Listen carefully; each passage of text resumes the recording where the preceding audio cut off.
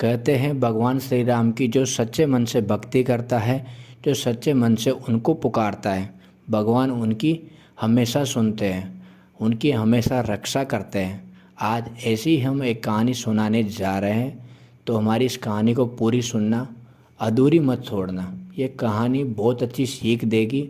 बहुत साल पहले की बात है कि एक आलसी लेकिन एक भोला भाला युवक था। उसका नाम आनंद था। दिन भर कोई काम नहीं करता, बस खाता ही रहता और सोता रहता। घर वालों ने कहा कि चलो चले जाओ यहाँ से, घर से। कोई काम धाम तो करते नहीं हो, बस पड़े रहते हो। वो घर से निकलकर ऐसे ही भटकते भटकते एक आश्रम जा पहुँचा।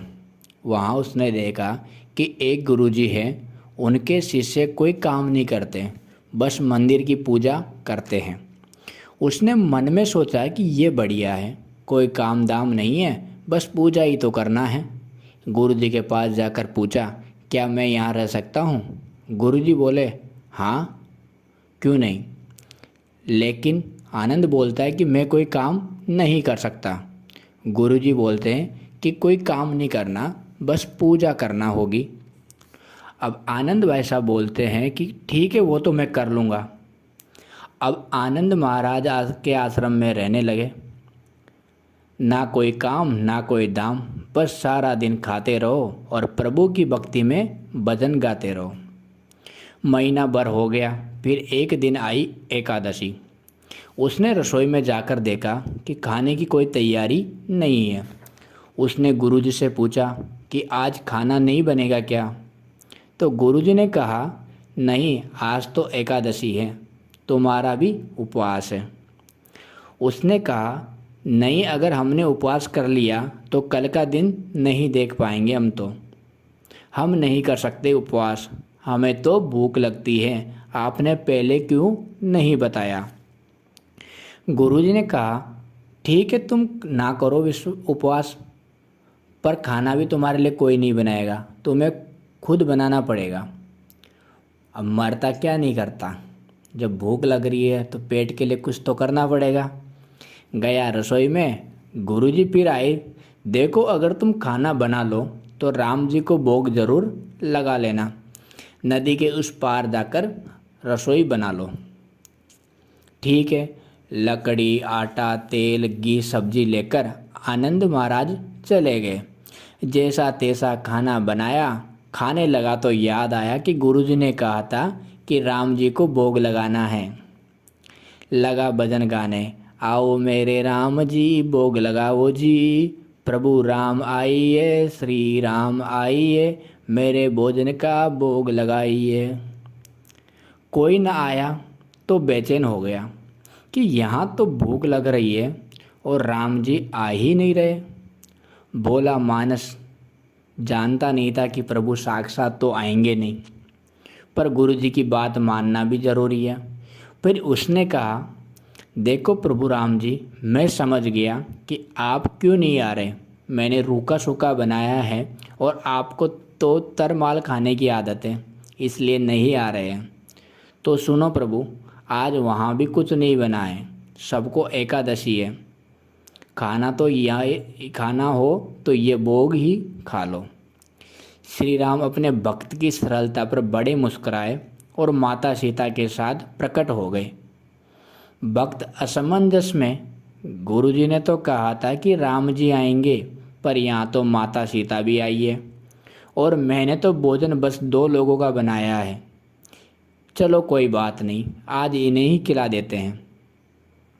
बोला, प्रभु मैं भूखा रह गया, लेकिन मुझे आप दोनों को देखकर बड़ा अच्छा लग रहा है। लेकिन अगली एकादशी पर ऐसा मत करना, पहले ही बता देना कि कितने जने आ रहे हो, और हाँ, थोड़ा जल्दी आ जाना। राम जी उसकी बात पर बड़े मुदित हुए, प्रसाद ग्रहण करके चले गए। अगली एकादशी तक ये भोला मानस सब भूल गया। उसे लगा प्रभु ऐसे ही आते होंगे और प्रसाद ग्रहण करते होंगे। फिर एकादशी आई। गुरुजी से कहा, मैं चला अपना खाना बनाने, पर गुरुजी, थोड़ा ज़्यादा अनाज लगेगा, वहाँ 2 लोग आते हैं। गुरुजी मुस्कुराए कि भूख के मारे बावला है, ठीक है, ले जा, अनाज ले जा।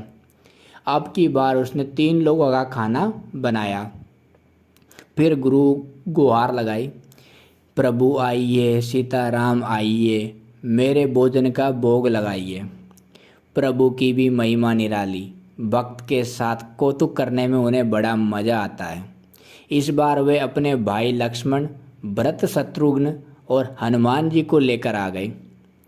भक्त को चक्कर आ गए, ये क्या हुआ, एक का भोजन बनाया तो 2 आए, आज 2 का खाना ज़्यादा बनाया तो पूरा खानदान आ गया, लगता है आज भी भूखा ही रहना पड़ेगा।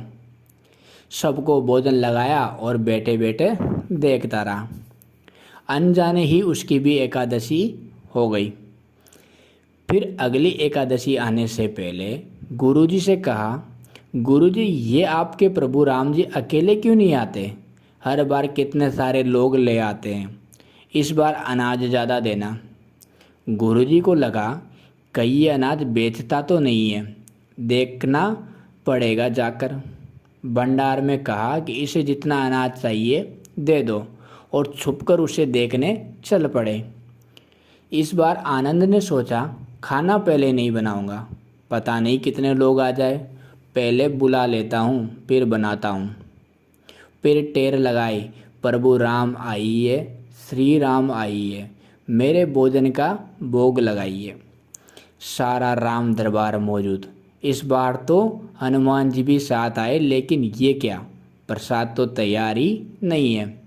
भक्त टेरा बोला बाला, बोला प्रभु इस बार मैंने खाना नहीं बनाया। प्रभु ने पूछा क्यों, बोला मुझे मिलेगा तो है ही नहीं, फिर क्या फ़ायदा बनाने का, आप ही बना लो, खुद ही खा लो। राम जी मुस्कराए, सीता माता भी गदगद हो गई और उसके मासूम जवाब से लक्ष्मण जी बोले क्या करे प्रभु। प्रभु बोले भक्त की इच्छा है तो पूरी तो करनी पड़ेगी, चलो लग जाओ काम से। लक्ष्मण जी ने लकड़ी उठाई, माता सीता आटा छानने लगी। भक्त एक तरफ बैठता देखता रहा, माता सीता रसोई बना रही थी तो वो कई ऋषि मुनि, यक्ष, गंधर्व प्रसाद लेने आने लगे। इधर गुरुजी ने देखा खाना तो बना नहीं, भक्त एक कोने में बैठा है। पूछा बेटा क्या बात है, खाना क्यों नहीं बनाया। बोला अच्छा किया गुरुजी आप भी आ गए, देख के कितने लोग आते हैं प्रभु के साथ। गुरुजी बोले मुझे तो कुछ दिख नहीं रहा है तुम्हारे और अनाज के सिवा। भक्त ने माथा पकड़ लिया कि एक तो इतनी मेहनत करवाते हैं प्रभु, भूखा भी रखते हैं और ऊपर से गुरुजी को दिख भी नहीं रहे, ये और बड़ी मुसीबत। प्रभु से कहा आप गुरुजी को क्यों नहीं दिख रहे हो। प्रभु बोले मैं उन्हें नहीं दिख सकता। बोला क्यों, वे तो बड़े पंडित हैं, ज्ञानी हैं, विद्वान हैं, उन्हें तो बहुत कुछ आता है, उन्हें क्यों नहीं दिखते आप। प्रभु बोले माना कि उनको सब आता है पर वे सरल नहीं है तुम्हारी तरह, इसलिए उनको नहीं दिख सकता। आनंद ने गुरुजी से कहा कि गुरुजी प्रभु कह रहे हैं कि आप सरल नहीं हैं, इसलिए आपको नहीं दिखेंगे। गुरुजी रोने लगे, वाकई मैंने सब कुछ पाया पर सरलता नहीं पा सका तुम्हारी तरह, और प्रभु तो मन की सरलता से ही मिलते हैं। प्रभु प्रकट हो गए, गुरुजी को भी दर्शन दिए। इस तरह एक भक्त के कहने पर प्रभु ने रसोई भी बनाई और ये भक्ति कथा लोक श्रुति पर आधारित है। तो दोस्तों आपको अगर ये कहानी अच्छी लगती है तो हमारे चैनल को सब्सक्राइब करना, लाइक कमेंट ज़रूर करना और जय श्री राम ज़रूर लिखना। धन्यवाद दोस्तों।